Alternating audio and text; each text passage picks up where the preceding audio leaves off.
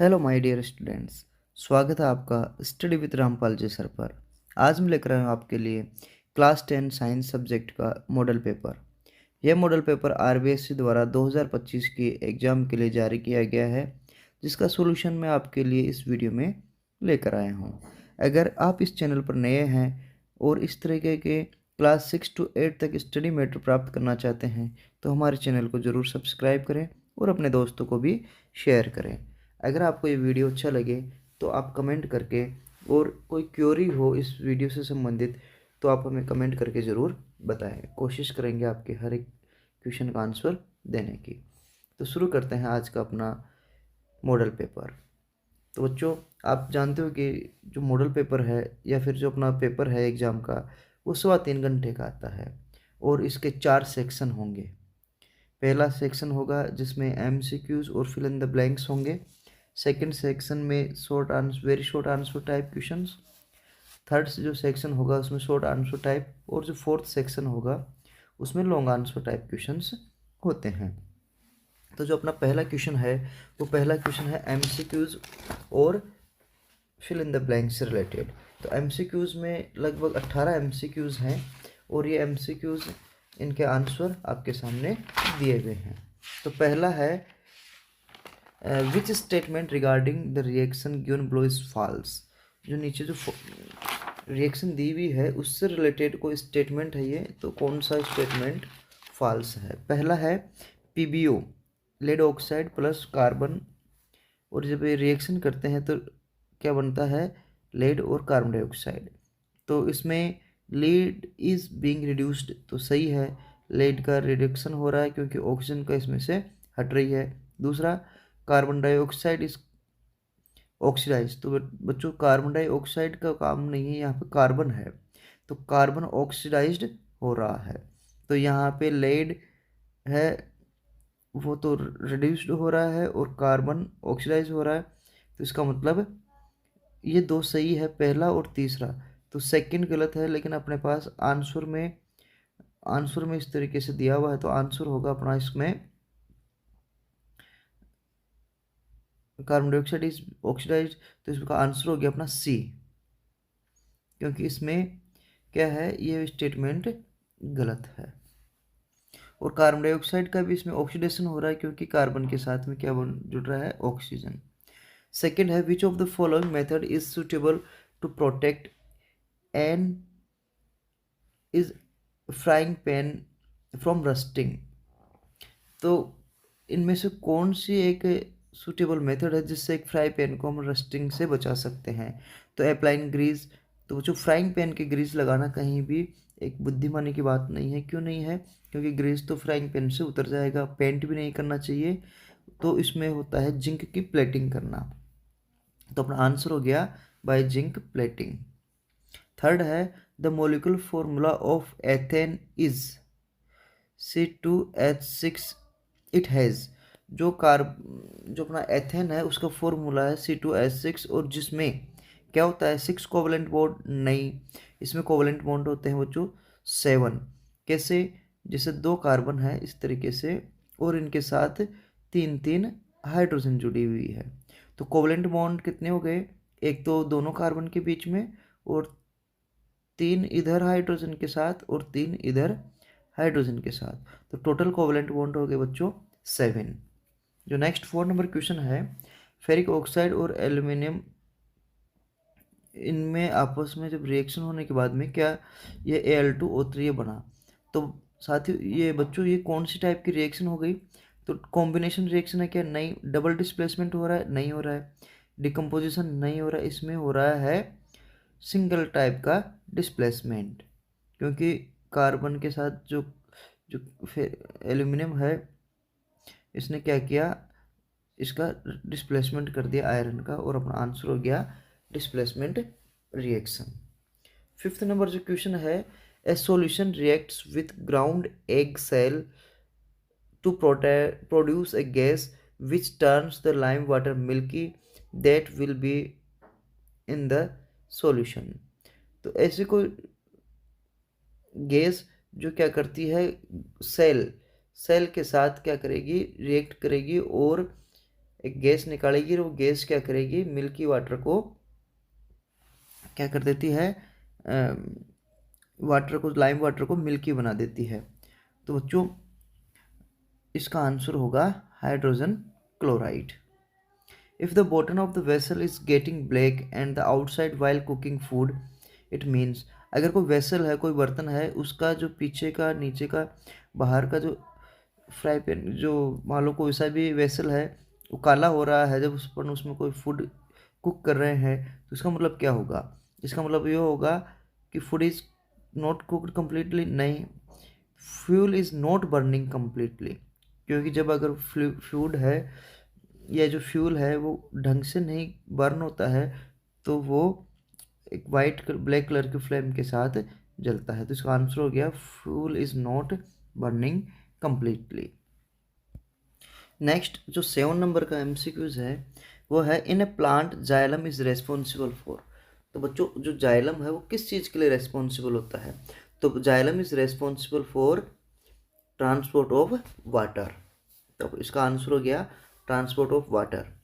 Which of the following is a plant hormone. तो इनमें से जो 4 हार्मोन के नेम दिए हुए हैं उनमें से प्लांट हार्मोन कौन सा है? तो पहला है इसमें इंसुलिन, ये प्लांट हार्मोन नहीं है, एनिमल हार्मोन है। थायरोक्सिन, ये जो पेंक्रिया के द्वारा रिलीज होता है इंसुलिन। थायरोक्सिन थायराइड ग्लैंड के द्वारा। एस्ट्रोजन है जो ओवरीज के द्वारा। तो इसमें आंसर हो गया साइटोकाइनिन। नेक्स्ट क्वेश्चन है, which part of the brain is responsible for walking in a straight line. एक स्ट्रेट लाइन में चलने के लिए कौन सा पार्ट है ब्रेन का जो रेस्पॉन्सिबल होता है? तो इसका आंसर है सेरिबेलम। जो प्रमस्तिष्क होता है वो इसके लिए रेस्पॉन्सिबल होता है। The method of the reproduction in amoeba is. जो अमीबा में रिप्रोडक्शन की कौन सी मेथड होती है? तो अमीबा में एसेक्सुअल रिप्रोडक्शन होता है, और एसेक्सुअल रिप्रोडक्शन में होते हैं उसमें बाइनरी फिजन। अब यहाँ मल्टीपल फ्यूजन है या रीजनरेशन है, बडिंग है, ये सारी की सारी है तो एसेक्सुअल रिप्रोडक्शन की ही मेथड्स, लेकिन अमीबा में होती है बाइनरी फिजन। नेक्स्ट है द फादर ऑफ जेनेटिक्स। जो जेनेटिक्स के फादर हैं बच्चों, तो उनका नाम है ग्रेगर जोहेन मेंडल, क्योंकि इन्होंने जो जेनेटिक्स के लॉज क्या किए थे, लॉज दिए थे, इसलिए इनका नाम, इनको जेनेटिक्स का फादर बोलते हैं। जो 12 नंबर का जो एमसीक्यूज है, which of the following is a biological component. तो इनमें से कौन सा है जो बायोलॉजिकल कंपोनेंट है? तो प्लांट बायोलॉजिकल है, सॉइल, वाटर, एयर, ये सभी के सभी क्या है, बायोलॉजिकल कंपोनेंट्स में नहीं आते हैं। तो अपना इसका आंसर हो गया प्लांट। जो नेक्स्ट क्वेश्चन है 13, the absolute refractive index of water is. तो वाटर का रिफ्रैक्टिव इंडेक्स बच्चों कितना होता है? 1.33। नेक्स्ट क्वेश्चन है, the time difference between actual sunset and apparent sunset is. जो एक्चुअल सनसेट और अपेरेंट सनसेट होता है उसके बीच में कितने टाइम का डिफरेंस होता है? तो उसका आंसर है बच्चों 2 मिनट्स, क्योंकि सनसेट 2 मिनट बाद में, जैसे जब सनसेट होता है तो हमें उसका जो सनसेट होना है 2 मिनट बाद में दिखाई देता है, फील होता है इसे।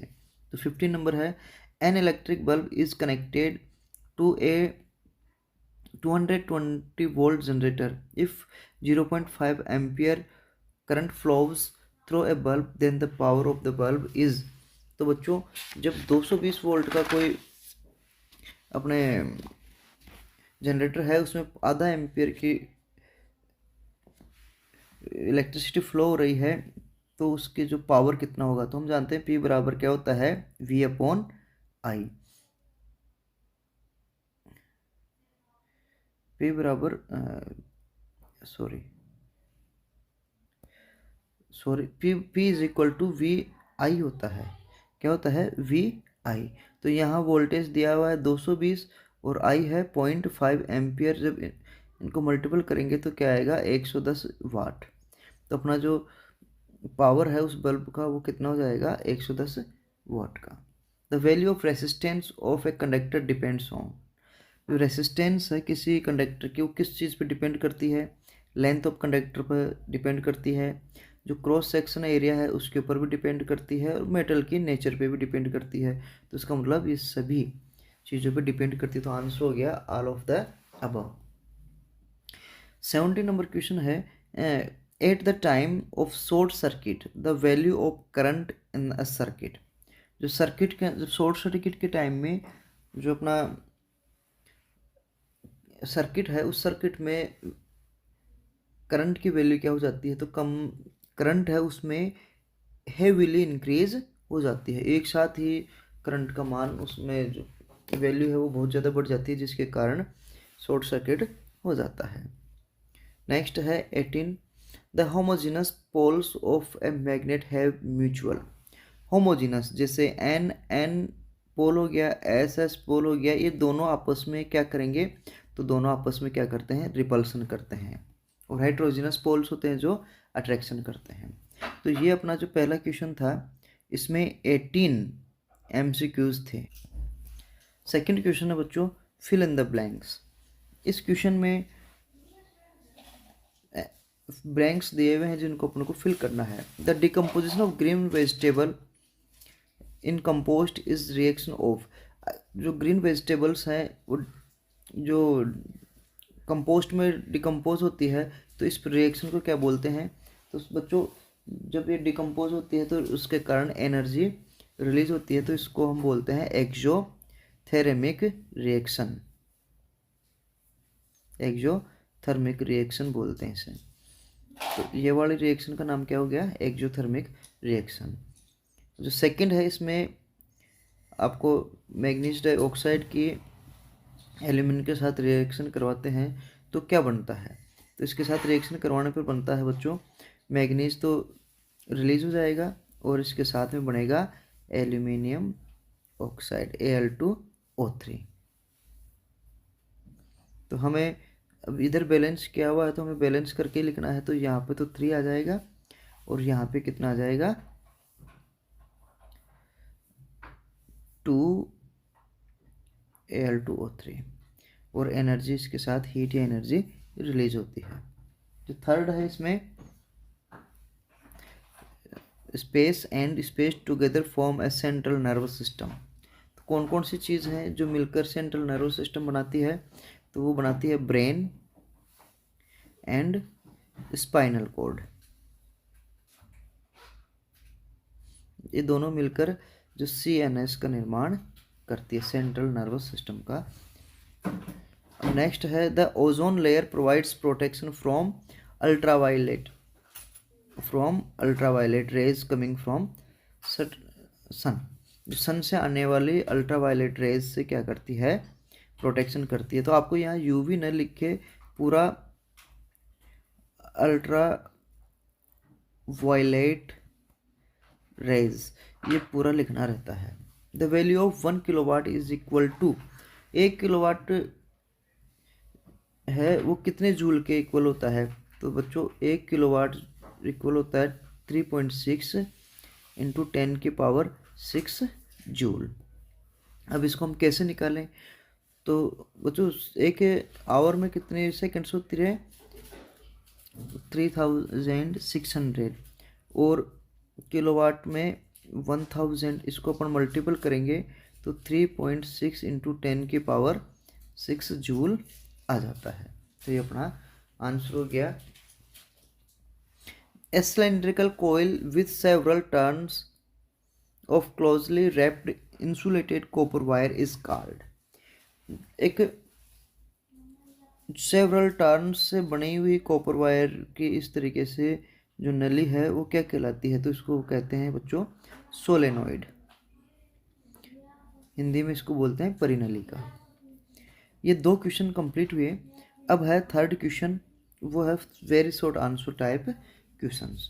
तो very short answer type question है इसमें, व्हाट इज होमोलोगस सीरीज।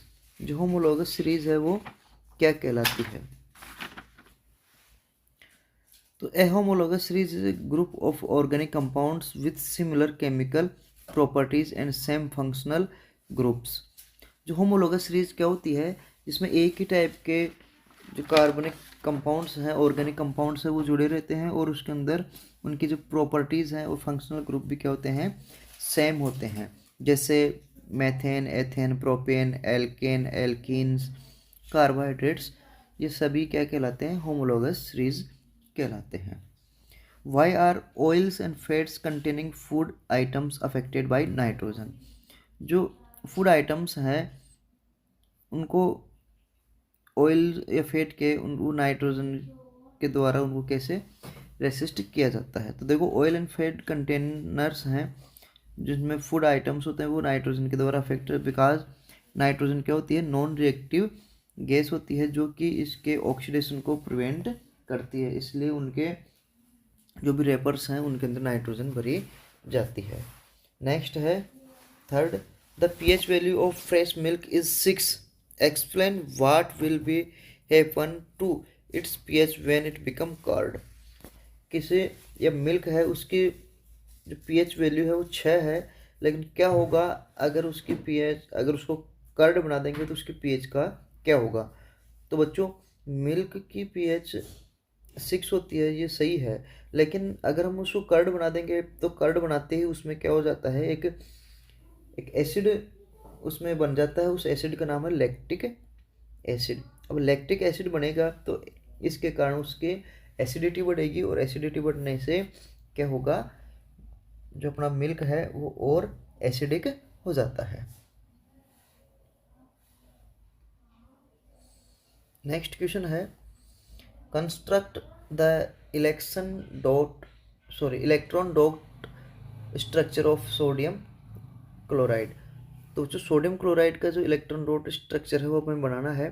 तो सोडियम में 2 प्रकार के, कितने प्रकार के? 2 प्रकार के इसके अंदर आयंस रहते हैं इस तरीके से। अब इनको ये इसका जब पूरा इलेक्ट्रॉन डॉट स्ट्रक्चर बनेगी तो इस तरीके से सोडियम के ऊपर तो प्लस चार्ज हो जाएगा और ऐसे क्लोरीन के ऊपर माइनस चार्ज हो जाता है, और जो सोडियम वाला एक इलेक्ट्रॉन है वो क्लोरीन के ऊपर आ जाता है और ये बन जाता है ये जो नीचे दी हुई स्ट्रक्चर है उस तरीके से। Name the instrument which measures blood pressure. तो ब्लड प्रेशर को नापने के लिए कौन सा इंस्ट्रूमेंट यूज किया जाता है? तो उसका नाम है स्पाइगमोमेनोमीटर।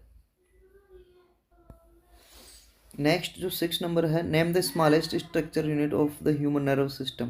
जो ह्यूमन नर्व सिस्टम उसकी स्मॉलेस्ट स्ट्रक्चरल यूनिट क्या होती है? न्यूरॉन होती है। 7 नंबर है, from where does the foetus get nutrition in the mother body. Mother body में फीटस है उसको न्यूट्रिशन कहाँ से मिलता है? तो मदर बॉडी में फीटस को न्यूट्रिशन मिलता है उसके प्लेसेंटा के थ्रू। What is gene? तो जीन क्या होता है? Gene is a segment of DNA that carries genetic information and it is a basic unit of heredity। तो जीन है वो डीएनए के क्या होते हैं? सेगमेंट्स होते हैं जो कि जेनेटिक इंफॉर्मेशन को नेक्स्ट जनरेशन के अंदर कैरी करते हैं, और इन्हें हम क्या कहते हैं? हेरिडिटी की बेसिक यूनिट कहते हैं। Right the SI unit of the power of lens. जो लेंस है उसकी पावर की एसआई यूनिट क्या कहलाती है बच्चों? तो उसकी एसआई यूनिट कहलाती है dioptre. Define the dispersion of light. Light के डिस्पर्सन को समझाइए। The phenomena of splitting of light into the component colours, it's called the dispersion of light. जो लाइट का अपने कलर्स के अंदर स्प्लिट हो जाना, बिखर जाना, इस परिघटना को, इस फिनोमिना को क्या बोलते हैं? डिस्पर्सन ऑफ लाइट बोलते हैं। और इसमें जो डिफरेंट कलर के जो कलर्स होते हैं उन कलर्स के पैचेस को क्या बोलते हैं? स्पेक्ट्रम बोलते हैं। और इस स्पेक्ट्रम के अंदर violet, indigo, blue, green, yellow, orange और रेड इस कलर के लाइट होती है, जिसे हम VIBGYOR विब्ग्योर से भी याद कर सकते हैं। नेक्स्ट क्वेश्चन है, when A 12 volt battery is connected across an unknown resistor, there is a current of 2.5 milliampere flows in the circuit, find the value of the resistance of the resistor। एक battery है जो उसके साथ एक unknown resistor जुड़ा हुआ है, और बैटरी की जो पोटेंशियल डिफरेंस है वो 12 वोल्ट है, और उसमें उस सर्किट के अंदर 2.5 मिली एम्पियर का इलेक्ट्रिसिटी करंट फ्लो हो रही है। तो आपको रेसिस्टेंस के निकालना है रेसिस्टर का। तो हम जानते हैं V is equal to I R, और हमें अब R निकालना है, तो क्या हो गया V अपॉन आई। तो यहाँ V कितना दिया हुआ है 12 और I दिया हुआ है 2.5 मिली एम्पियर। अब इस मिली एम्पियर को एम्पियर में बदलेंगे तो क्या हो जाएगा, 2.5 मिली को हटाने के लिए 10⁻³ लगा देते हैं, तो ये एम्पियर हो गया। अब V की वैल्यू पुट करते हैं, I की वैल्यू पुट करते हैं, तो V और I की वैल्यू पुट करेंगे तो क्या होगा 12/2.5 इंटू 10⁻³ अब इसको हम जब काटते हैं आपस में, काटने के बाद में आता है 4.8 इंटू 10⁻³ ओम। अब ये 10⁻³ का मतलब होता है किलो, तो इसको हम किलो ओम भी लिख सकते हैं, 4.8 kilo ohm. Right any two properties of magnetic field. जो मैग्नेटिक फील्ड है उसकी कोई दो प्रॉपर्टी लिखिए। तो बच्चों मैंने यहाँ 4 प्रॉपर्टी लिखी है, आप इनमें से कोई सी भी दो लिख सकते हैं। पहला है the properties of magnetic field lines are. पहला, magnetic field lines outside a magnet point from the north pole to south pole. जो मैग्नेट है उसके बाहर की साइड में जो मैग्नेटिक फील्ड है उनकी डायरेक्शन क्या होती है, north pole to south pole. ठीक है। और दूसरा है magnetic field line never intersect other each other. जो मैग्नेटिक फील्ड लाइंस है ना, ये कभी भी एक दूसरे को इंटरसेक्ट नहीं करती, एक दूसरे को काटती नहीं है। थर्ड है inside the magnetic field lines travels from south pole to north pole. और जो मैग्नेट के अंदर है, तो मैग्नेट के अंदर मैग्नेटिक फील्ड लाइंस की डायरेक्शन होती है south pole to north pole. और इसी में जो फोर्थ है, magnetic field lines are closed and continuous curves. जो मैग्नेटिक फील्ड लाइंस है ना, वो कंटिन्यूस कर्व्स के अंदर क्या हो जाती है, क्लोज होती है। तो बच्चों ये थे हमारे सेक्शन ए के 3 क्वेश्चन, जिसमें MCQs fill in the blanks और very short answer type question थे। वो है सेक्शन बी। इस सेक्शन बी में क्वेश्चन नंबर 4 स्टार्ट होता है, write the balance equation of the following reactions. पहला है इसमें calcium hydroxide plus carbon dioxide, calcium carbonate plus water. तो इसको आपको कंप्लीट करना है। तो कैल्शियम हाइड्रोक्साइड CaOH का whole twice plus carbon dioxide यानी कि CO2, और इसके बाद में बनता है calcium carbonate CaCO3 plus water H2O।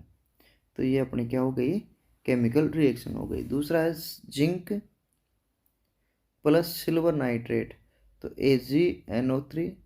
इससे क्या बनता है, एक तो सिल्वर क्या बनेगा, जिंक नाइट्रेट ZnNO3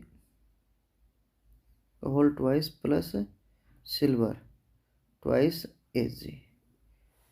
तो बच्चों ये जो बन रहा है, इसको अगर अपन देखें तो ये डिस्प्लेसमेंट रिएक्शन भी है, और इसका एक बैलेंस इक्वेशन इस तरीके से लिखने में आती है। तो ये 2 बैलेंस इक्वेशन थी। जो नेक्स्ट क्वेश्चन है, which gas is produced on zinc's reaction with sulphuric acid, how do we identify it. पहले तो इसका अपन फॉर्मूला, इसका जो रिएक्शन है, इस रिएक्शन का हम क्या लिखते हैं, इक्वेशन लिखते हैं। तो ये है जिंक की रिएक्शन है सल्फ्यूरिक एसिड से। तो ये जिंक है जिसकी सल्फ्यूरिक एसिड से रिएक्शन होती है। तो बच्चों हम जानते हैं कि कोई सी भी मेटल्स हैं एसिड्स के साथ रिएक्शन करने के बाद में कौन सी गैस देती है, हाइड्रोजन गैस देती है। तो इसका तो बन गया zinc sulphate plus H2 gas. तो ये तो हमें इसकी केमिकल प्रॉपर्टी से पता चलता है कि मेटल्स हैं जो क्या देती है, हाइड्रोजन गैस। तो इसका हम कैसे आइडेंटिफाई करते हैं, तो हमने हाइड्रोजन गैस का आइडेंटिफाई का एक एक्सपेरिमेंट करके देखा है, या एक इसकी मेथड है कि जब भी मेटल के साथ एसिड की रिएक्शन हो तो बबल्स निकलते हैं, एयर बबल्स निकलते हैं, और इन एयर बबल्स के पास में हम कुछ जलती हुई तिल्ली, मैच स्टिक या मोमबत्ती लेके जाते हैं। तो एक पॉप की आवाज़ के साथ में क्या होता है, वहाँ साउंड के साथ बबल्स जलना शुरू कर देते हैं, जो कि ये प्रूव करते हैं कि इसमें कौन सी गैस है, हाइड्रोजन गैस है। तो देखो, in the reaction of zinc and sulphuric acid hydrogen gas H2 क्या होती है, प्रोड्यूस होती है। In this reaction air bubbles occurs which burns with pop sound. तो इस रिएक्शन में कौन से एयर बबल्स बनते हैं जो कि पॉप साउंड के साथ बर्न होना शुरू हो जाता है। और जब पॉप साउंड के साथ बर्न होते हैं तो इसका मतलब है कि कौन सी गैस होती है, उसमें हाइड्रोजन गैस होती है। जो नेक्स्ट क्वेश्चन है, what are at amphoteric oxides, give example of two amphoteric oxides. जो एम्फोटेरिक ऑक्साइड्स हैं वो एक ऐसे मेटेलिक ऑक्साइड होते हैं जो कि एसिड्स और बेस दोनों से ही रिएक्शन कर सकते हैं। तो इस तरीके के जो ऑक्साइड को हम क्या बोलते हैं, एम्फोटेरिक ऑक्साइड बोलते हैं। और इनके दो एग्जाम्पल लिखने हैं, तो दो की जगह हमने यहाँ 4 एग्जाम्पल दिए हैं, आपको जो भी दो याद हो वो लिख सकते हो। तो एल्यूमिनियम ऑक्साइड है, लीड ऑक्साइड है, जिंक ऑक्साइड है और आयरन ऑक्साइड है। ये एम्फोटेरिक ऑक्साइड्स के एग्जाम्पल्स कहलाते हैं।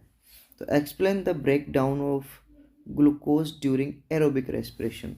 जब एरोबिक रेस्पिरेशन होती है तो ग्लूकोज किस में टूटता है बच्चों, तो ग्लूकोज टूटता है कार्बन डाइऑक्साइड और वाटर में, प्लस एनर्जी रिलीज होती है। तो during aerobic respiration glucose breaks down into carbon dioxide and water and produce energy. तो इसकी ये तो हो गई कि किस में ब्रेक डाउन होता है। इसके साथ अगर हम इसका केमिकल इक्वेशन भी लिखते हैं तो क्या होगा, एग्जामिनर के थोड़ा सा प्लस पॉइंट, अपने पॉइंट ऑफ व्यू से उनके प्लस पॉइंट हो जाएगा, जिससे कि हमारे आंसर नंबर मिलने के ज़्यादा चांस रहते हैं। नेक्स्ट क्वेश्चन है, explain the process of gravitropism with diagram. इस ग्रेविट्रोपिज्म को अपन जियोट्रोपिज्म भी बोलते हैं, डायग्राम के साथ आपको एक्सप्लेन करना है। तो जो ग्रेविट्रोपिज्म एक मूवमेंट है जिसमें प्लांट की ग्रोथ रेस्पॉन्स करती है किससे, ग्रेविटी से। तो बच्चों हम जानते हैं कि जो ग्रेविटी तो हमेशा किधर की साइड में, डाउनवर्ड की साइड में फोर्स लगता है। तो जिस ये अब डाउनवर्ड में कौन जाता है प्लांट के अंदर, उसकी रूट्स जाती है। तो हमेशा जो रूट्स हैं वो पॉजिटिव ग्रेविट्रोपिज्म डेमोन्स्ट्रेट करती है, क्योंकि वो ग्रेविटी की डायरेक्शन में ग्रो करती है। जबकि प्लांट का जो शूट पार्ट है वो क्या होता है, नेगेटिव जियोट्रोपिज्म या नेगेटिव ग्रेविट्रोपिज्म डेमोन्स्ट्रेट करता है, क्योंकि ये हमेशा अपोजिट डायरेक्शन ऑफ ग्रेविटी में ग्रो करता है। तो ऐसे फिगर बना करके हम इसको आसानी से एक्सप्लेन कर सकते हैं। तो नेक्स्ट क्वेश्चन है, explain the various parts of the angiosperm flower by drawing label diagram of its longitudinal section. जो लॉन्गिट्यूडिनल सेक्शन होता है उसके में हमें क्या करना है, प्लांट के जो एंजियोस्पर्म प्लांट है, फ्लावर है, एंजियोस्पर्म प्लांट्स का जो फ्लावर है उसका लॉन्गिट्यूडिनल सेक्शन बताना है। तो एक फ्लावर के अंदर बच्चों 4 मेन पार्ट्स होते हैं एंजियोस्पर्म के। सेपल्स, तो सेपल्स तो ये वाले पार्ट्स होते हैं जो ग्रीन कलर के इस तरीके से रहते हैं। दूसरा है पेटल्स, पेटल्स उसका कलरफुल पार्ट होता है। फ्लावर के कलरफुल पार्ट्स क्या कहलाते हैं, उसके पेटल्स कहलाते हैं। फिर है स्टेमन्स, जो स्टेमन्स होता है बच्चों वो male reproductive part of flower होता है, जिसमें उसका स्टेमन में एंथर और फिलामेंट दोनों आते हैं। और फोर्थ पार्ट है इसका कार्पल्स, जो कार्पल्स होते हैं वो फीमेल पार्ट ऑफ फ्लावर होता है, जिसमें स्टिग्मा, स्टाइल, ओवेरी और ओव्यूल्स इसके अंदर रहते हैं। तो पोलन क्या होता है, प्रोड्यूस्ड इन द स्टेमन, जो स्टेमन है उसमें पोलन्स प्रोड्यूस होते हैं। और फीमेल ओवरी के अंदर जो किस में फिर बाद में क्या होता है, जो फीमेल जो ओवरी है वो किस में रहती है, प्लांट के कार्पल्स के अंदर रहती है। नेक्स्ट क्वेश्चन है, explain sex determination in human with the help of schematic diagram. एक डायग्राम की सहायता से आपको क्या डिटर्मिनेशन करना है, ह्यूमन सेक्स डिटर्मिनेशन करना है। तो बच्चों हम जानते हैं कि ह्यूमन के अंदर 46 क्रोमोसोम्स होते हैं। तो 46 का मतलब है कि उसमें 23 पेयर्स ऑफ क्रोमोसोम्स होते हैं, और इन 23 पेयर्स में से तो 22 तो सोमेटिक या हम जिसको बोलते हैं कैरेक्टर, बॉडी कैरेक्टर वाले क्रोमोसोम्स होते हैं, और वन पेयर होता है वो सेक्स क्रोमोसोम्स कहलाता है। अब इसमें भी जो फादर या जो मेल होता है उसमें क्रोमोसोम का पेयर में कैसे होते हैं, एक्स और वाई, और जबकि फीमेल में होता है एक्सएस। जब हम इसका जब रिप्रोड्यूस होते हैं और फर्टिलाइजेशन होता है तो क्या होगा, एक्स के साथ अगर एक्स मेल एक्स क्रोमोसोम के साथ फीमेल एक्स क्रोमोसोम का फ्यूज़न हो जाए तो फ्यूज़न होने के बाद में जो बनेगा, फ्यूज़न में बनेगा एक्स एक्स। तो एक्स एक्स बनेगा तो इसका मतलब है कि जो भी जाइगोट होगा वो कैसा होगा, फीमेल जाइगोट होगा। और अगर इसी एक्स के साथ फीमेल का दूसरा एक्स क्रोमोसोम फ्यूज़न होता है तो भी क्या बना, एक्स एक्स। तो अब की बार भी किसके चांस रहते हैं, फीमेल के। अब जो थर्ड कंडीशन क्या हो सकती है, मेल के वाई क्रोमोसोम के साथ फीमेल का एक एक्स क्रोमोसोम का फ्यूजन हो जाए तो क्या बनेगा, एक्स वाई और मेल बनेगा। और एक और जो बच गया दूसरा, एक्स फीमेल वाला और वाई मेल वाले के साथ होता है तो भी क्या बनेगा, एक्स वाई। तो इस तरीके से हम देखते हैं कि अगर इसका रेशियो निकालें तो 50% चांस किसके रहते हैं, मेल जाइगोट के, और 50% ही चांस रहते हैं फीमेल जाइगोट के। नेक्स्ट क्वेश्चन है 11 number, an object is placed at the distance of 25 centimetre from A concave mirror. एक कॉनकेव मिरर है, उससे 25 सेंटीमीटर के डिस्टेंस पे क्या क्या है, एक ऑब्जेक्ट प्लेस किया हुआ है, और मिरर की फोकल लेंथ कितनी है, 15 centimetre. At what distance should screen kept from the mirror so that a clear image is obtained on the screen?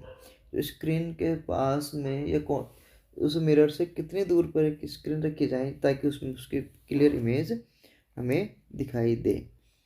तो बच्चों अब देखो, जो ऑब्जेक्ट है, ऑब्जेक्ट की डिस्टेंस तो है u 25 सेंटीमीटर, मिरर की फोकल लेंथ है 15 सेंटीमीटर। अब चूंकि ये कौन सा है, कॉनकेव मिरर है तो -15, और उसकी ऑब्जेक्ट की नहीं, उसकी इमेज की जो इमेज है वो कितनी दूर बनेगी वो हमें निकालना है। जो मिरर फॉर्मूला है उसके अनुसार अपन देखें 1/u + 1/v = 1/f। अब हम 1/v निकालते हैं तो क्या हो जाएगा, 1/f - 1/u। इनकी वैल्यू पुट करते हैं तो बच्चों इनकी वैल्यू पुट करेंगे तो क्या आएगी, 1/v = 1/-15 - 1/-25। इनका एलसीएम लेंगे तो 75 आ गया, और 75 आ गया तो ये तो -5 और ये -3, और इस माइनस से मल्टीपल होने के बाद में +3 हो जाएंगे। तो हमारे आंसर आया -2/75। अब हम v का मान निकालेंगे तो डिनोमिनेटर ऊपर चल जाएगा, नोमिनेटर नीचे आ जाएगा। तो अब क्या हो जाएगा, आंसर आ जाएगा -37 centimetre. It means object should be placed in front of mirror at distance of 37.5 centimetre. यानी कि ऑब्जेक्ट है वो 37.5 centimetre in front of mirror रखे, और जिससे इमेज होगी वो कैसी, इन्वर्टेड और रियल बनेगी। अब नेक्स्ट क्वेश्चन है 12, a student has difficulty in reading the black board while sitting in the last row. एक स्टूडेंट है जो एक लास्ट रो में बैठा है और उसको ब्लैक बोर्ड को देखने में क्या हो रही है, डिफ़िकल्टी हो रही है। तो what could be the defect of the students suffering from. जो स्टूडेंट है उसको देखने में समस्या हो रही है, तो बताओ उसमें कौन सा डिफेक्ट उसको आँखों का होगा। तो write 2 reason for the occurrence of this defect और हाउ कैन इट करेक्टेड। तो बच्चों एक ही क्वेश्चन में 3-4 अलग अलग क्वेश्चन आ गए हैं। पहला कि उसमें कौन सा डिफेक्ट है, दूसरा वो डिफेक्ट होने के कारण क्या है, और तीसरा उनको कैसे एक्यूरेंस हो सकता है। तो इस तरीके से हमें जब भी आंसर देवें तो क्वेश्चन में कितने सब क्वेश्चंस हैं, जो सब क्वेश्चन जितने हैं उनके सब के आंसर देना जरूरी है। तो पहला है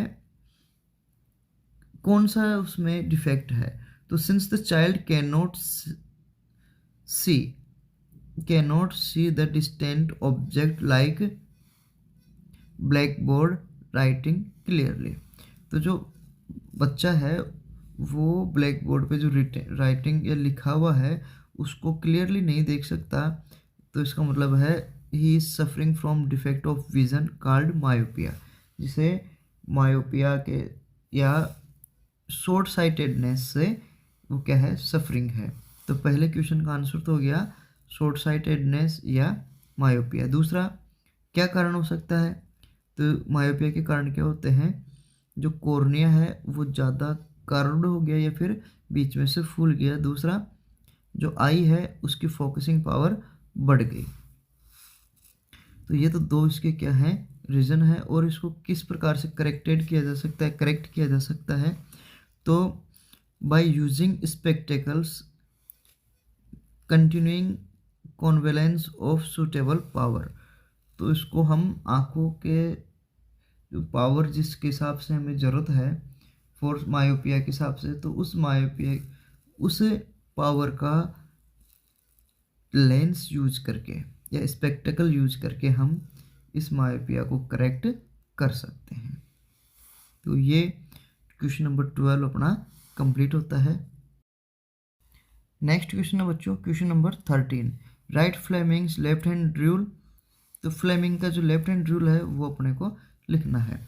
तो Fleming left hand rule states that, जो फ्लेमिंग का लेफ्ट हैंड रूल है वो कहता है कि if we arrange our thumb और फोर फिंगर एंड और middle finger of left hand, जो लेफ्ट हैंड के अंगूठा तर्जनी मध्यमा यानी कि थंब फोर फिंगर और मिडिल फिंगर को हम इस तरीके से अरेंज करें कि वो एक दूसरे के कह रहे जाए प्रिपेंडिकुलर हो जाए, तो एक दूसरे के प्रिपेंडिकुलर हो जाए।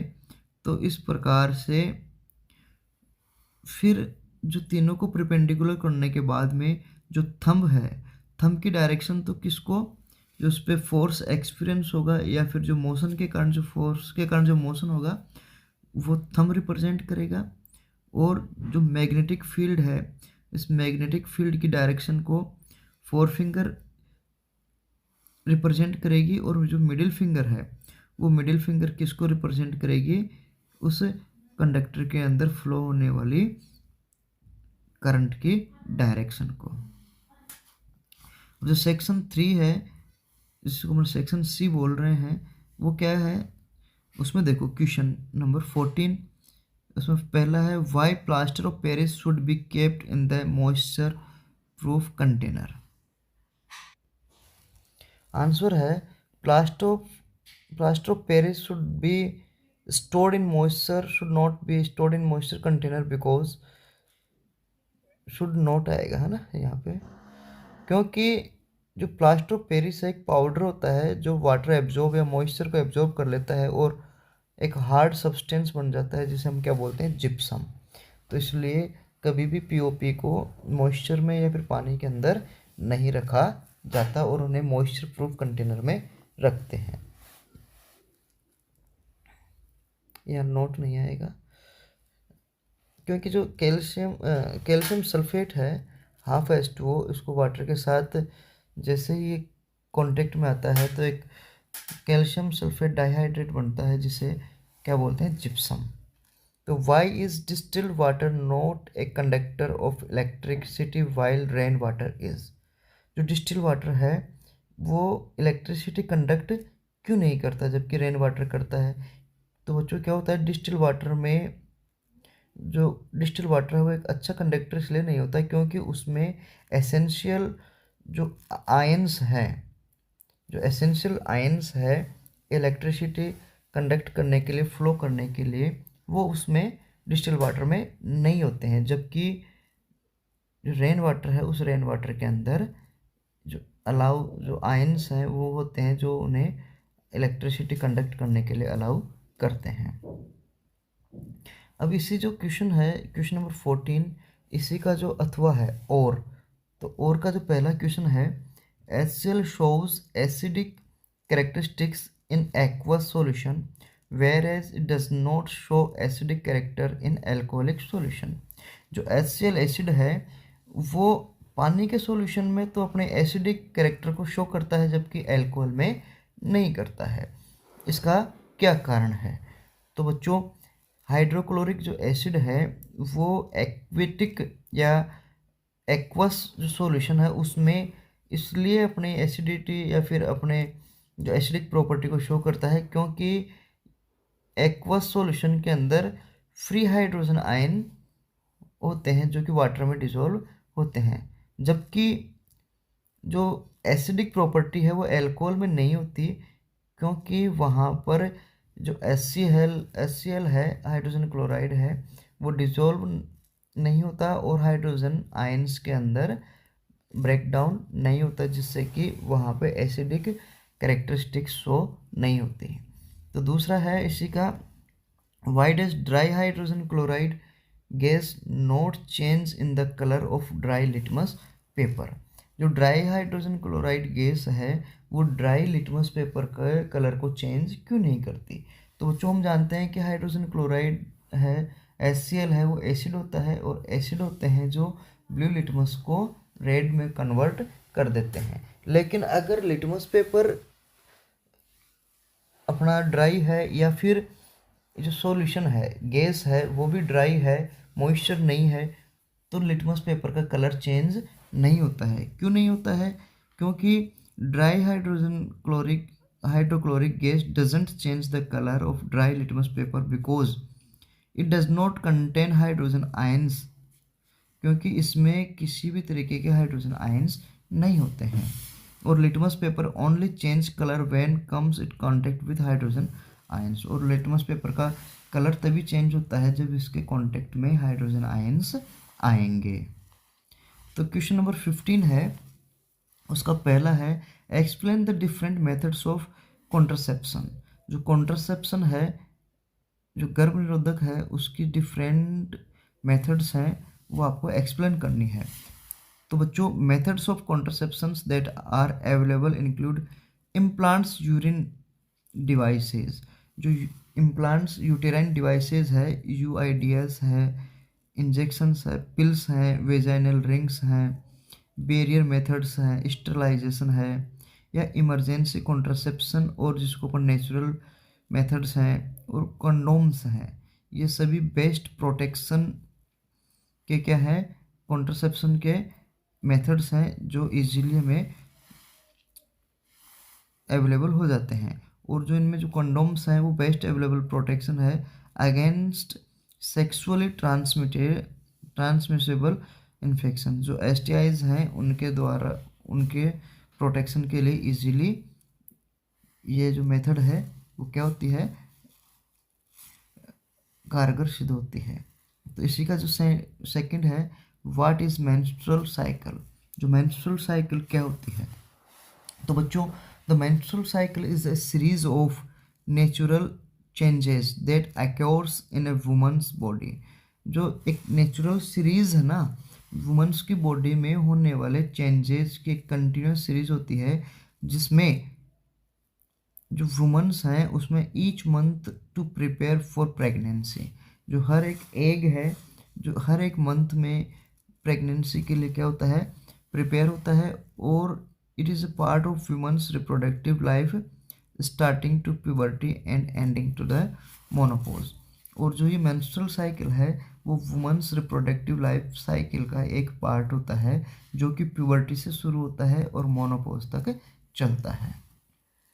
तो 15 क्वेश्चन का और है, अथवा क्वेश्चन है, you describe the methods of reproduction found in unicellular organism.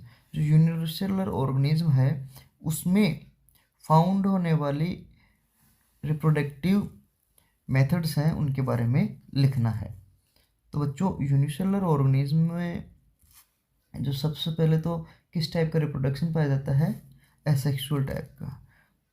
तो primary reproduce asexual through a process called fusion. Unicellular organism है वो प्रारंभिक रूप से किस प्रकार के मेथड से रिप्रोडक्शन करते हैं, वो मेथड का नाम है फ्यूज़न। और ये जो फ्यूज़न मेथड है ये आगे जाके बाइनरी फ्यूज़न और मल्टीपल फ्यूज़न के अंदर डिवाइड होती है। और इसी तरीके से दूसरे सेक्सुअल रिप्रोडक्टिव मेथड है उसमें बडिंग आती है। जो बडिंग में क्या होता है, स्मॉल ग्रोथ है पेरेंट बॉडी के ऊपर डेवलप होती है और बाद में न्यू इंडिविजुअल के अंदर फॉर्मेशन हो जाता है। और इसी तरीके से एक और इसमें जो एसेक्सुअल रिप्रोडक्टिव मेथड्स हैं वो है स्पोर फॉर्मेशन, और एक और देखें तो एक और है रीजनरेशन। ये सभी यूनिसेलुलर ऑर्गेनिज्म में रिप्रोडक्शन के मेथड्स आती है। इसी में सेकंड है explain budding in hydra. Hydra में जो बडिंग के द्वारा होने वाला रिप्रोडक्शन है उसको आपको एक्सप्लेन करना है।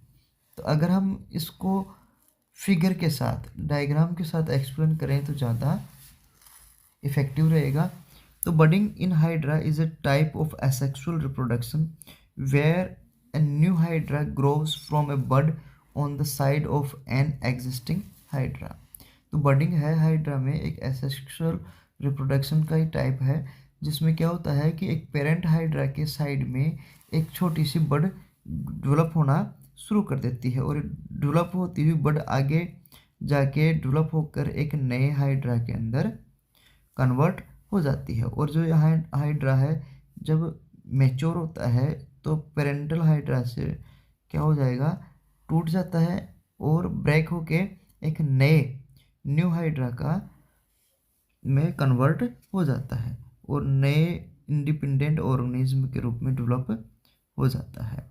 तो ये जो प्रोसेस है ये है बडिंग प्रोसेस जो हाइड्रा में पाई जाती है। 16 नंबर जो क्वेश्चन है उसमें है explain the difference between autotrophs and heterotroph. जो ऑटोट्रॉप और हेटेरोट्रॉप्स हैं उनके अंदर हमें डिफरेंस लिखने हैं। तो बच्चों ये है फीचर्स ऑटोट्रॉप्स और हेटेरोट्रॉप्स। तो डेफिनेशन क्या होती है ऑटोट्रॉप्स की कि create their own food from inorganics. जो इनऑर्गेनिक कंपाउंड्स हैं उनके द्वारा अपना भोजन खुद बनाते हैं, और जबकि जो हेटेरोट्रॉप्स हैं अपने फूड के लिए दूसरे के ऊपर डिपेंड रहते हैं। इनका निकनेम इनको प्रोड्यूसर्स बोलते हैं और इन्हें कंज्यूमर्स बोलते हैं। एनर्जी सोर्स क्या होता है ऑटोट्रॉप्स का, तो सनलाइट और केमिकल्स होते हैं, जबकि हेटेरोट्रॉप्स का क्या होता है ऑर्गेनिक मैटर होता है। और जो प्रोसेसेस इसमें कौन कौन सी प्रोसेस होती है ऑटोट्रॉप्स के अंदर, फोटोसिंथेसिस या कीमोसिंथेसिस, जबकि हेटेरोट्रॉप्स में या तो कंजप्शन होगा या क्या होगा डाइजेशन होगा। ऑटोट्रॉप्स के एग्जांपल्स देखें तो प्लांट, एल्गी और कुछ टाइप के बैक्टीरियाज, जबकि हेटेरोट्रॉप्स के अंदर एनिमल्स, फंजाई, मोस्ट जो प्रोटिस्ट्स हैं वो भी क्या कहलाते हैं, हेटेरोट्रॉप्स कहलाते हैं। अब इन ऑटोट्रॉप्स और हेटेरोट्रॉप्स का इकोसिस्टम में क्या रोल होता है, तो ये जो भी अपने फूड चेन होती है, फूड चेन हमेशा ऑटोट्रॉप से स्टार्ट होती है और साथ के साथ ये इकोसिस्टम के अंदर ऑक्सीजन रिलीज करते हैं। और जो हेटेरोट्रॉप्स है कनेक्ट एंड फूड चेन्स, ये आपस में कनेक्टेड होते हैं और फूड चेन को कंप्लीट करते हैं। Food type convert carbon dioxide and water into glucose. जो ऑटोट्रॉप्स हैं वो CO2 और H2O को ग्लूकोज के अंदर कन्वर्ट करते हैं, जबकि ये जो हेटेरोट्रॉप्स हैं वो कंज्यूम करते हैं किसको, कार्बोहाइड्रेट्स को, प्रोटीन्स को, फैट्स को, और अपनी एनर्जी क्या करेंगे जनरेट या यूज़ करते हैं। इकोलॉजिकल इम्पैक्ट तो एसेंशियल फॉर एटमॉस्फेरिक ऑक्सीजन। तो एटमॉस्फेरिक ऑक्सीजन के लिए क्या होते हैं, आवश्यक होते हैं, और क्रूशियल फॉर न्यूट्रिएंट साइकिल के लिए आवश्यक होते हैं। सर्वाइवल स्ट्रेटजी ये रिलैक्स ब्लैडर और contracts bladder. Carbon source carbon dioxide होता है, जबकि इसमें ऑर्गेनिक मैटर होता है। न्यूट्रिएंट्स इनमें इनऑर्गेनिक न्यूट्रिएंट्स है या नाइट्रेट्स हैं वो होते हैं, और इसमें ऑर्गेनिक न्यूट्रिएंट्स डाइट के द्वारा प्राप्त होते हैं। तो ग्रोथ ऑफ ओफन सेसाइल यानी कि रूट और नॉट मूविंग होते हैं, जबकि ये बाकी के मूवेबल होते हैं। तो ये कुछ ऑटोट्रॉप्स और हेटरोट्रॉप्स के अंदर डिफरेंस थे। इनमें से आप 3-4 लिख के भी अपना आंसर कंप्लीट कर सकते हैं। इसी में सेकंड है state two way in which non degradable substance affect the environment. तो ऐसी 2 सिचुएशंस लिखनी है या 2 तरीके लिखने हैं जिनसे जो नॉन बायोडिग्रेडेबल सब्सटेंस है वो एनवायरनमेंट को अफेक्ट करते हैं। तो इनमें 2, पहला है दे contaminate soil and water resources as they cannot be composed by microorganism। तो ये क्या करते हैं, सॉइल और वाटर को रिसोर्सेज हैं उनको प्रदूषित करते हैं, क्योंकि ये माइक्रो ऑर्गेनिज्म के द्वारा तोड़े नहीं जा सकते। दूसरा है these substance when accidentally eaten by stray animals can harm them and cause their death. अगर ये सब्सटेंस जो नॉन बायोडिग्रेडेबल सब्सटेंस है एनिमल्स के द्वारा, आवारा पशुओं के द्वारा, स्टेरी एनिमल्स यानी कि आवारा पशुओं के द्वारा अगर खा लिए जाएं तो ये उनको नुकसान पहुंचा सकते हैं या उनके मृत्यु तक का कारण भी बन सकते हैं। तो जो 60 नंबर क्वेश्चन है इसी का जो और है एक और वो देखते हैं। Right the names of the aquatic organism in the order which the organism eats their other and establish a chain which has at least 3। तो आपको जो एक्वेटिक ऑर्गेनिज्म है उसकी एक चेन लिखनी है, उसमें कम से कम कितने कितने लेयर होने चाहिए, 3 होने चाहिए। तो देखो एल्गी, कैटफिश और ओस्प्रे। तो ये प्रोड्यूसर है, ये कंज्यूमर है और ये भी कंज्यूमर। यहाँ देखो algae, mosquito larva, dragon fly larva, fish, ये सभी हमने यहाँ एक के लिए बोली थी, लेकिन अपन ने कितनी 2 चेन लिख ली। जो अपने को अच्छी लगे वो हम यहाँ कर सकते हैं। नेक्स्ट जो 17 नंबर क्वेश्चन है draw A circuit diagram of series combination of 3 resistors of R1, R2 and R3 and obtain the formula to find the total resistance equivalent resistant of the circuit। तो आपको एक diagram बनाना है series diagram combination का, जिसमें 3 resistors R1, R2 और R3 लगे हुए हैं, और इनको हमें क्या करना है, टोटल रेसिस्टेंस भी उस सर्किट के अंदर निकालना है। तो बच्चों अगर हम देखें जो formula of equivalent resistance in series circuit, तो इसमें देखें सीरीज सर्किट के अंदर हमें ये फॉर्मूला निकालना है। तो क्या होता है बच्चों, सीरीज सर्किट के अंदर सेम इलेक्ट्रिक करंट फ्लो होती है सभी रेसिस्टर के अंदर। तो पहली कंडीशन तो क्या है, सभी रेसिस्टर के अंदर जो इलेक्ट्रिसिटी है, जो करंट है वो सेम फ्लो होता है, और जबकि जो वोल्टेज हैं वो वोल्टेज क्या होता है उनके अंदर डिवाइड होता है पूरे के पूरे रेसिस्टर्स के अंदर। तो ओम्स लॉ को हम यूज़ करते हुए लिख सकते हैं V = IR। तो देखो तीन अलग अलग रेसिस्टर्स हैं R1, R2 और R3। तो इन तीनों के लिए उनका जो वोल्टेज है, जो पोटेंशियल डिफरेंस है वो भी क्या होगा, V1, V2, V3 अलग अलग होगा। तो बच्चों आगे हम इन तीनों का इस ओम्स लॉ वाले फॉर्मूला में वैल्यू पुट करते हैं V और R की। तो V1 = IR1, V2 will be = IR2 और V3 विल = IR3। अगर हम इन सभी का देखें, सारे वोल्टेज को एक साथ लिख के देखें तो क्या हो जाएगा, V जो टोटल V है वो V1, V2 और V3 के इक्वल होगा। तो अगर हम V1, V2 और V3 की वैल्यू पुट करें तो IR का मतलब क्या हो जाएगा, इसमें इस फॉर्मूला में V की वैल्यू पुट करें तो इस V का मतलब तो क्या हो गया, IR, टोटल V का मतलब, और V1 का मतलब हो गया IR1, V2 IR2 और V3 IR3। तो इसमें से I को हम क्या कर लेते हैं, कॉमन ले लें, तो R1 plus R2 plus R3 हमारे पास बचेगा। तो ये I इस I से कट हो जाएगा, तो बच गया क्या, टोटल रेसिस्टेंस क्या हो जाएगा, R1 R2 और R3।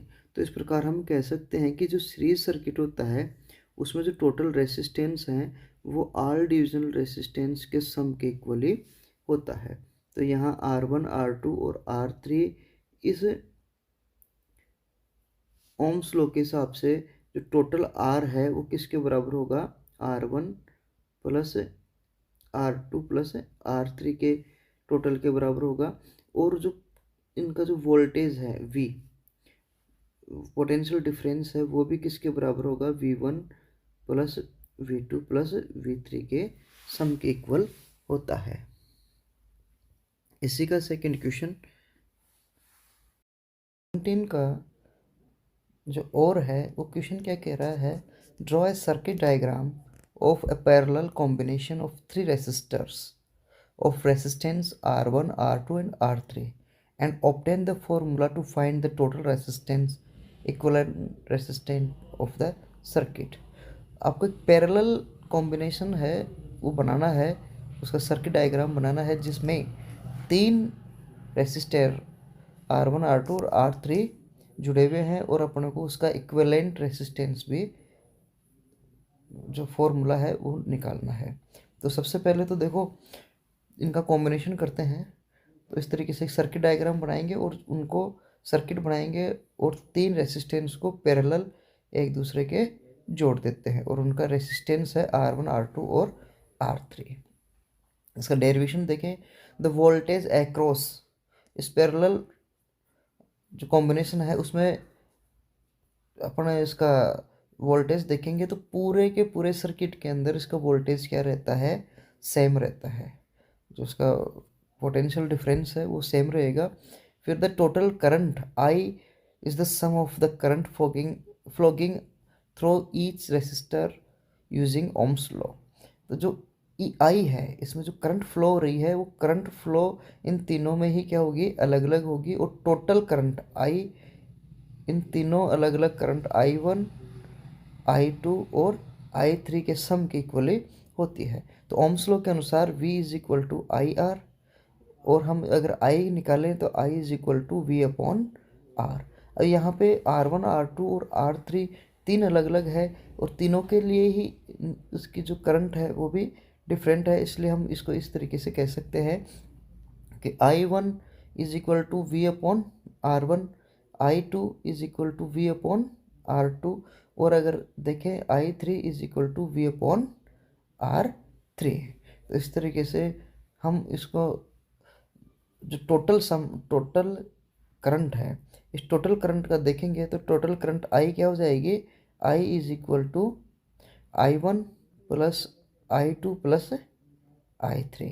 अब इसमें वैल्यू पुट करेंगे तो वैल्यू पुट करने के बाद में अपना क्या आएगा, तो वैल्यू पुट करने के बाद में आता है, देखो V इज इक्वल टू, इस सब का सम हो जाएगा, सम होने के बाद में V कॉमन निकाल कर ले लेते हैं तो 1/R1, 1/R2 एंड 1/R3। तो जो टोटल रेसिस्टेंस है 1/R is equal to 1/R1 plus R2 plus R3। तो इस तरीके से तीनों ही रेसिस्टर्स का सम टोटल रेसिस्टेंस के इक्वली होता है। अब जो सेक्शन डी है, इस सेक्शन डी में ऐसे टाइप क्वेश्चंस हैं और इसमें तीन क्वेश्चन आएंगे और तीनों ही क्वेश्चन ऐसे टाइप के बड़े क्वेश्चन होते हैं। तो पहला है कि give IUPAC nomenclature of the followers, जो नोमेनक्लेचर इनका नाम है फॉलोअर्स उनका लिखना है। तो पहला देखो CH3 CH double bond CH2, तो यहाँ डबल बॉन्ड आ गया तो मतलब N है और 3 कार्बन है, इसके लिए क्या हो गया, प्रोपेन। यहाँ इसमें जो फंक्शनल ग्रुप OH लगा हुआ है और 2 कार्बन का ये जो सीरीज है तो एथ और इसका एल्कोहल का होता है ऑल, तो एथेनॉल। इसी तरीके से यहाँ पे क्लोराइड है और 1 2 3 4, 4 कार्बन की श्रृंखला है, इसमें एक क्लोरीन फंक्शनल ग्रुप लगा हुआ है। अब ये फंक्शनल ग्रुप 1 नंबर पे लगा हुआ है, इसलिए इसका नाम हो गया 1-क्लोरोब्यूटेन। और नेक्स्ट है इसमें नेल, जो OH है, OH, ये वाला COOH, इसमें ये है तो 4 एल्डिहाइड है ये, तो एल्डिहाइड है ना, तो 4 कार्बन की सीरीज में एल्डिहाइड लगा हुआ है, तो इसका नाम हो गया ब्यूटेनॉल। और इसी का जो और है वो देखो, ये क्या कह रहा है कि आपको ड्रॉ करना है स्ट्रक्चर, जो फॉलोइंग कंपाउंड्स है एथेनोइक एसिड, एथेनोइक एसिड बनाना है। एथेनोइक एसिड में CH3COOH, ये इसका फॉर्मूला होता है। और अगर अपन इसका स्ट्रक्चर बनाएंगे तो इस तरीके से इसका स्ट्रक्चर आएगा। जो सेकंड है इसका ब्रोमोपेंटेन, ब्रोमोपेंटेन यानी कि 5 कार्बन की श्रृंखला है और एक ब्रोमीन फंक्शनल ग्रुप इसके लगा हुआ है, तो ये इसका इस तरीके से CH2, अपन इसको इधर भी लगा सकते हैं, कोई इश्यू नहीं है, दोनों साइड में कहीं पर भी इसे ऐड कर सकते हैं। तो Br CH2 नेक्स्ट है ब्यूटेनॉन, ब्यूटेनॉन, तो कीटोन्स जो फंक्शनल ग्रुप है इसमें है 4 कार्बन की श्रृंखला और एक CO इसमें फंक्शनल ग्रुप, तो ये इसका स्ट्रक्चर हो गया CH3COOCH2, फिर है CH3, तो ये हो गया ब्यूटेनॉन। अब है हेक्सेन, हेक्सेनेल, तो 6 कार्बन, हेक्स है ना, हेक्स का मतलब होता है 6 कार्बन की श्रृंखला, 1 2 3 4 5, और लास्ट में एल जो इसका एल्डिहाइड फंक्शनल ग्रुप है वो इसमें ऐड हो जाता है। तो इस तरीके से ये इनके क्या हो गए, स्ट्रक्चर हो गए। तो नेक्स्ट क्वेश्चन नंबर 19 है। क्वेश्चन नंबर 19 क्या कह रहा है कि draw a label diagram of human digestive system. जो ह्यूमन डाइजेस्टिव सिस्टम है उसका एक लेबल डायग्राम बनाना है। तो human digestive system, mouth, oesophagus, stomach, stomach के ऊपर जो अपने बॉडी की सबसे बड़ी लार्जेस्ट ग्लैंड है लीवर, और उसके नीचे pancreas, gall bladder, small intestine, large intestine, rectum और एनस, ये सभी इसके अंदर बनाएंगे। और ये ऐसा कैसा अगर अपन बनाते हैं तो पूरे के पूरे नंबर, इसमें कोई नंबर कटौती नहीं होती है। जो 19 का सेकंड है, name and describe the function of the acid secreted by stomach. जो स्टोमक के अंदर जो एसिड सीक्रेट होते हैं उनके नाम लिखना है और फंक्शन देना है। तो स्टोमक के अंदर एसिड सीक्रेट होता है, उसका नाम है हाइड्रोक्लोरिक एसिड, और इसका काम होता है फूड को ब्रेक डाउन करना, बैक्टीरियाज को मारना, और क्या होता है, एक्टिवेट डाइजेस्टिव एंजाइम्स को। तो ये इसकी जनरल इंफॉर्मेशन थी। अब इनका मेन फंक्शन है डाइजेशन। तो HCl breaks down the protein and helps to absorb the iron, calcium, vitamin and some nutrients. जो विटामिन्स है, आयरन्स है, इनको कैल्शियम है, इसका एब्जॉर्प्शन का काम करता है और प्रोटीन के ब्रेक करने का काम करता है। किल्स बैक्टीरिया, HCl क्या है, मीडियम चेंज करेगा जिससे कि जो माइक्रो ऑर्गेनिज्म है फूड के साथ सेल आउट हुए थे उनको यहाँ पे मारने का काम करता है। एक्टिवेट्स एंजाइम्स, तो HCl है ना, एसिडिक एनवायरनमेंट क्रिएट करता है जिससे कि जो पेप्सिनोजन एंजाइम है, पेप्सिन, वो स्टार्ट होता है, वो एक्टिवेट होता है और प्रोटीन के डाइजेशन में हेल्प करता है।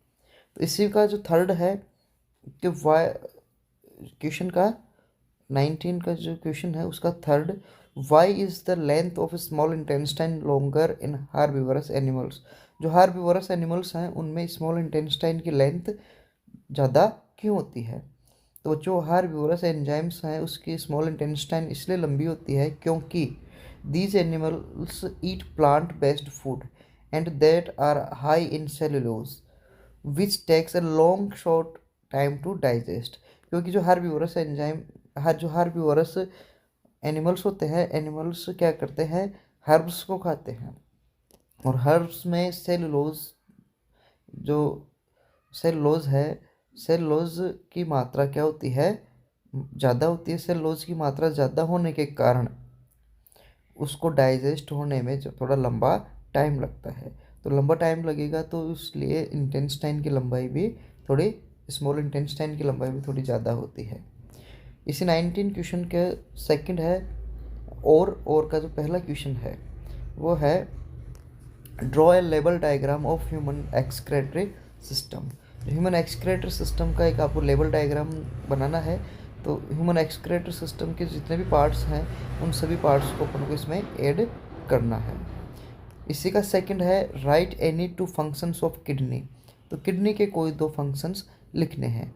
तो किडनी काम क्या करती है, regulation of blood pressure and waste elimination का काम करती है, और रेगुलेशन ऑफ इलेक्ट्रोलाइट्स आयंस है उनका रेगुलेशन का काम करेगी, डिटॉक्सिफिकेशन का काम करेगी, फिल्ट्रेशन ऑफ ब्लड करेगी, और वाटर बैलेंस, मेटाबॉलिज्म और विटामिन डी। बॉडी के अंदर वाटर के बैलेंस का, विटामिन डी के मेटाबॉलिज्म का, फिल्ट्रेशन, ब्लड के फिल्ट्रेशन का, और डिटॉक्स, बॉडी के डिटॉक्सिफिकेशन का, ये सारा काम करती है।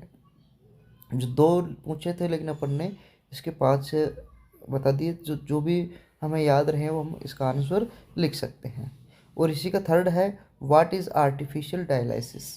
जो डायलिसिस होती है वो क्या होता है, तो dialysis, artificial dialysis is a process that removes waste and excess fluid from the blood. Dialysis एक प्रोसेस है जो कि रिमूव करता है किसको, एक्सेस जो फ्लूइड है ब्लड के अंदर उसको, when the kidney aren't functioning properly. और ये तब काम में लिया जाता है आर्टिफिशियल डायलिसिस जब किडनी का प्रॉपरली फंक्शनिंग नहीं हो रही होती है, यानी किडनी काम से प्रॉपर ढंग से काम नहीं करती है, तो आर्टिफिशियल डायलिसिस करवाया जाता है।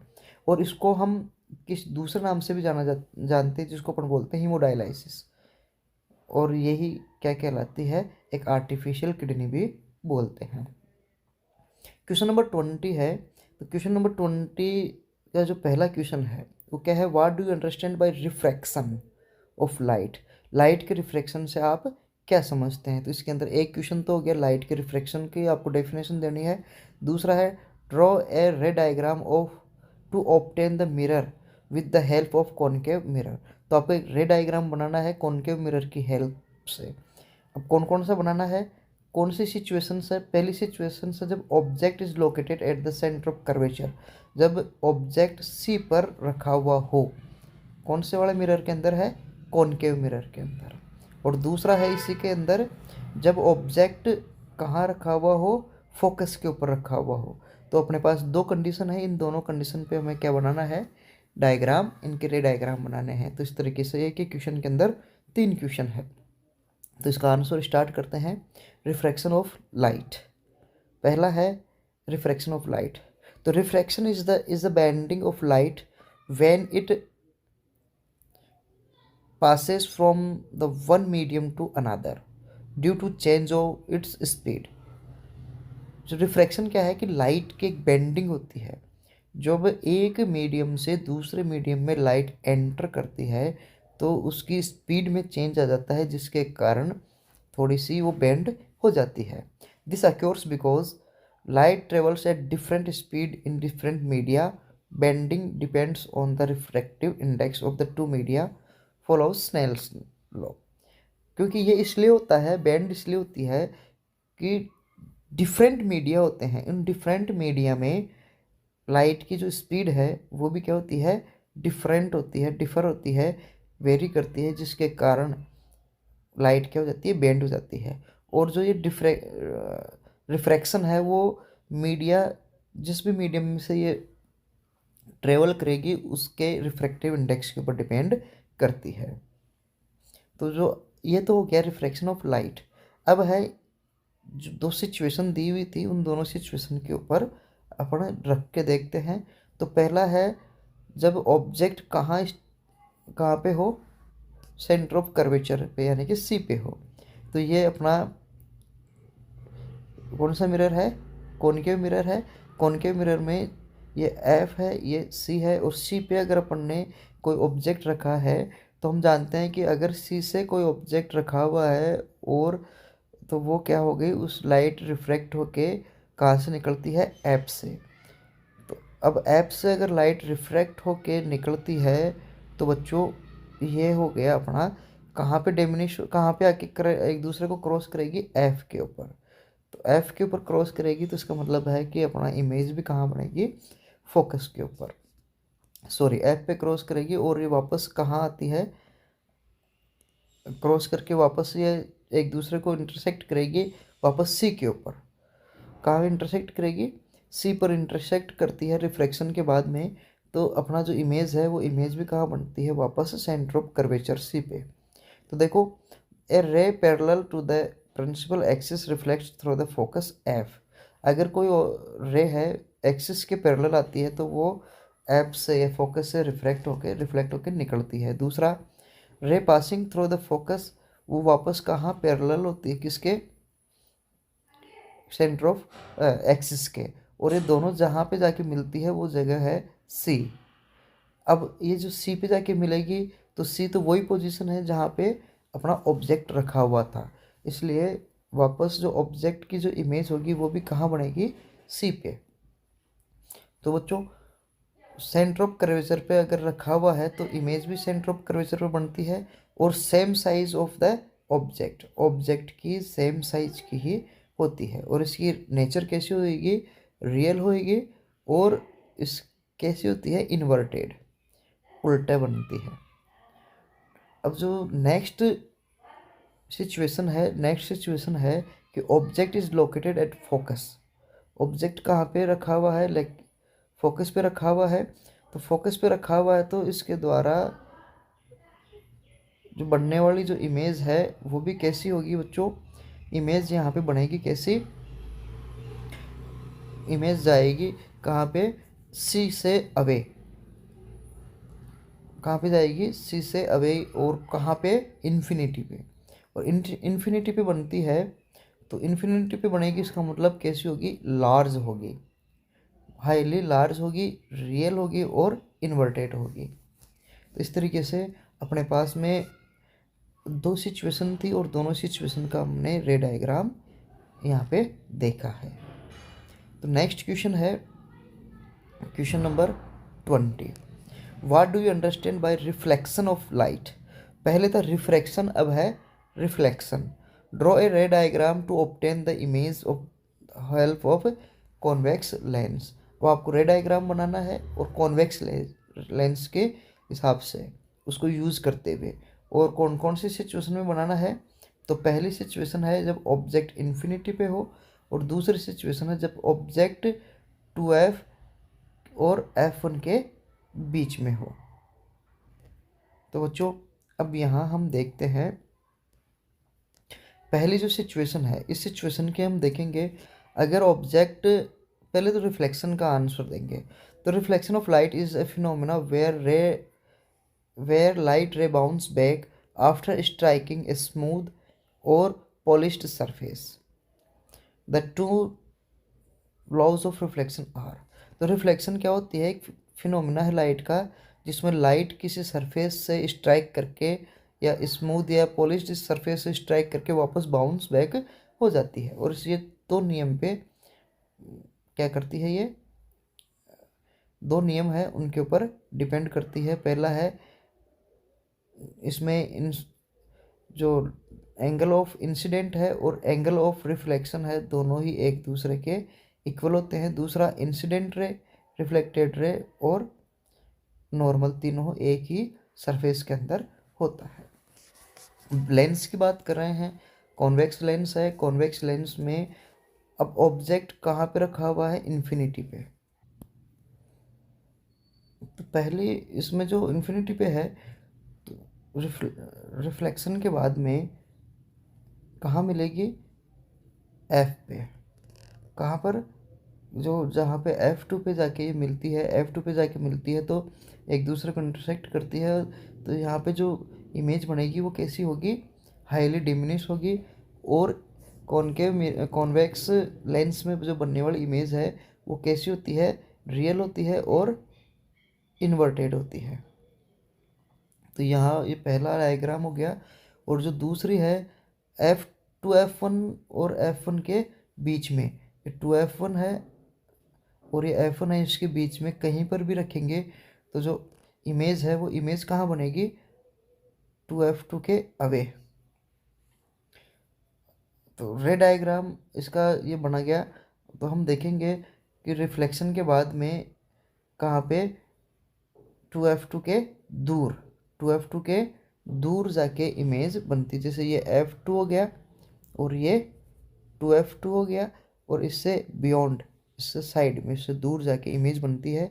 और इमेज कैसी होगी, रियल होगी, इन्वर्टेड होगी, और इसकी जो साइज़ है वो साइज़ कैसी होगी, बड़ी होगी। किससे,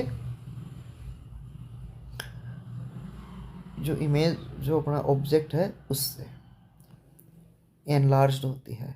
तो बच्चों ये था अपना बोर्ड का, 10th बोर्ड का एक मॉडल पेपर। इस मॉडल पेपर में 20 क्वेश्चन थे और 20 क्वेश्चन मिलके आपके 80 मार्क्स का पेपर बनता है। तो कोशिश करिए आपके लिए एक पेपर को सॉल्व करने की।